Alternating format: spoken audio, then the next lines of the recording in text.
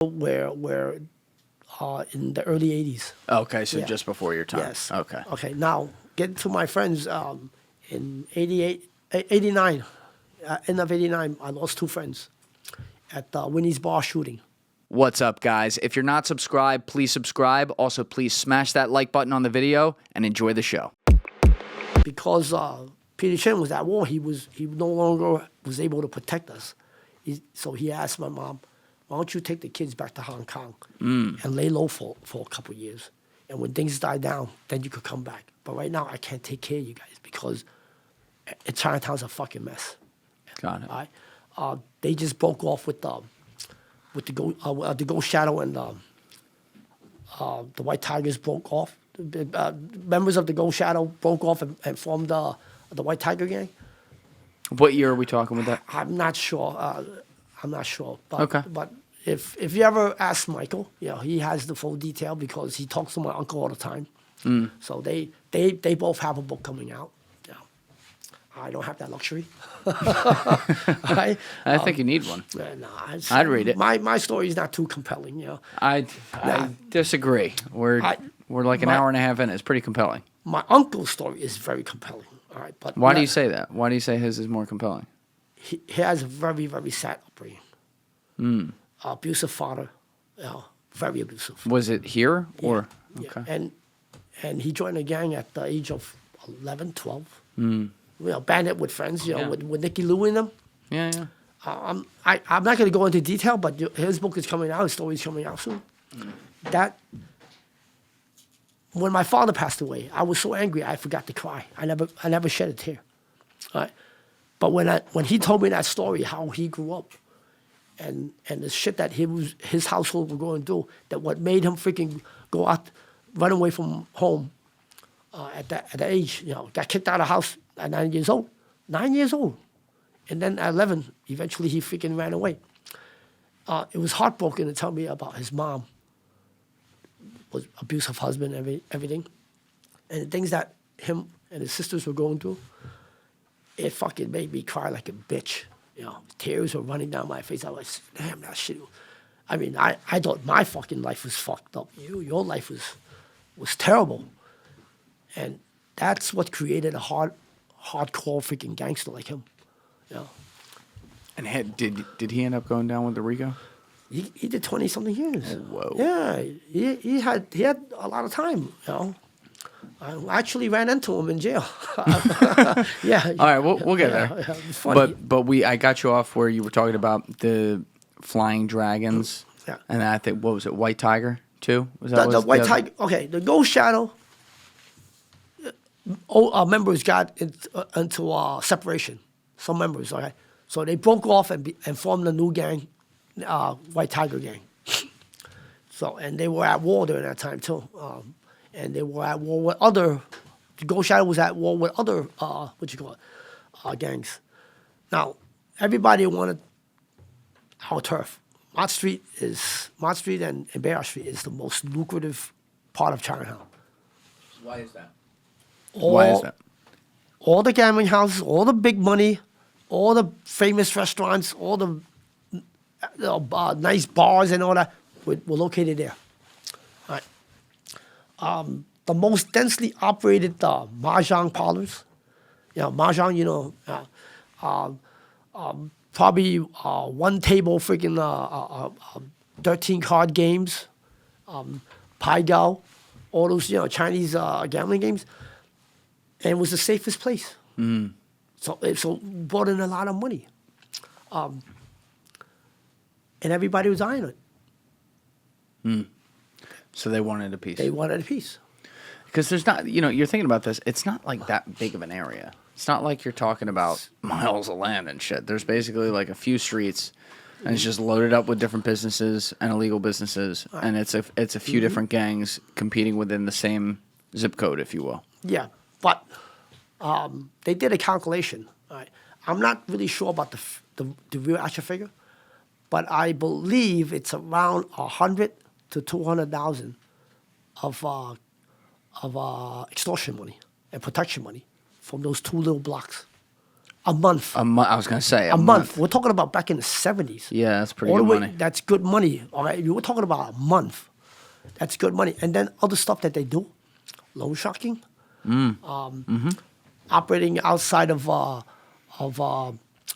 other shady dealings outside of Chinatown. You know, that's Oh, stable. yeah. You were talking about stable income every month, 100 to 250, 100 to 200 grand coming in. That's pretty good. So now there's some gang disagreements and some muscling in. What does that look like?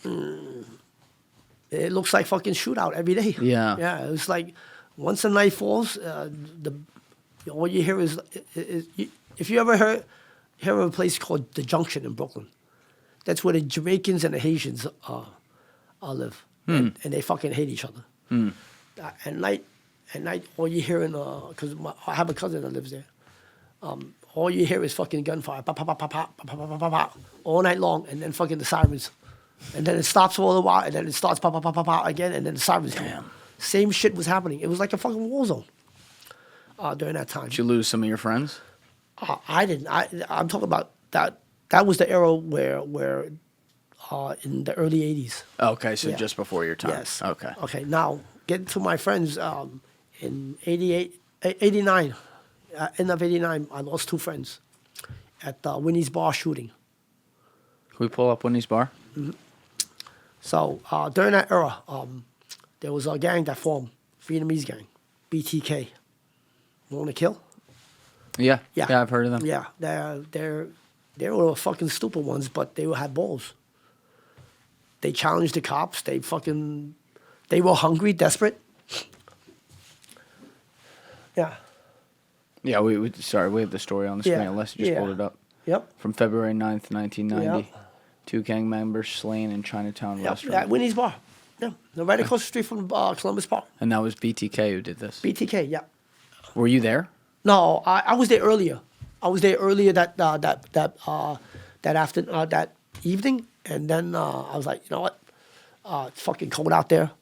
I'm gonna call a girl. We're gonna go smoke some weed and fucking just shack up. Right? And I was out of Chinatown that night, but then like 4 or 5 o'clock in the morning, my pager starts going off. I said, "What the fuck?" You know, and you know the pager used to have. Oh, yeah, you'd have to. The signals, you know, the 911 signals. You know, when you do 611 or that type of secret coding. So I had a familiar number calling me with 911 in the back as a code. So I called back, and it said, and one of the guys that was on the street told me that, yo, Duck Singh and Kong Zai went down. Right? I said, what went down?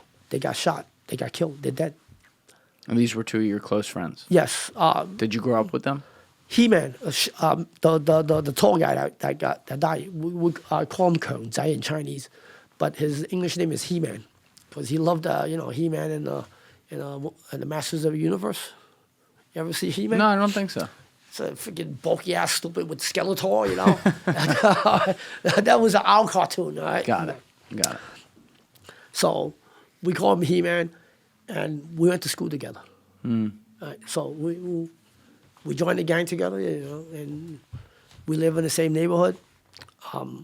When you spend every day with each other, night and day, you're closer than your blood brothers. Oh, yeah. Yeah.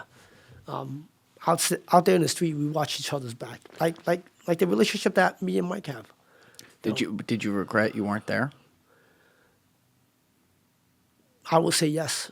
I'm pretty sure I would have reacted faster than them. I would have expected what was coming. Right? But they didn't expect anything. Yeah, of course they did. They should have. When I found out what the fuck happened, Why did BTK hit them? they beat up while they were en route, walking down to Winnie's Bar. They ran into 2 fucking Vietnamese kids. Innocent fucking. I wouldn't say innocent, but they weren't bothering anybody. They were just passing by. They fucking stopped them and beat the shit out of them. Oh, your guys did. For no reason. Yeah. All right, we weren't at war with them at that time. We weren't really at war with them. Yeah. Why would you, start bullshit? Let them come. If they're not starting trouble, let them walk by, let them go. They got their ass whooped, and they went back and grabbed a gun and came back and fucking shot them up. Should have went to drinking. We'll go to a bar where you're known to hang out. Yeah. You know, and you know, they didn't have that type of sense that fucking it's common sense. You beat up somebody, you still going to the bar? Fuck that. I'm not staying here. Right? Yeah. You're not going to find me. Yeah. Thank you for watching the video, guys. If you haven't already subscribed, please smash that subscribe button and check out this clip's full podcast episode by clicking here or in the description below.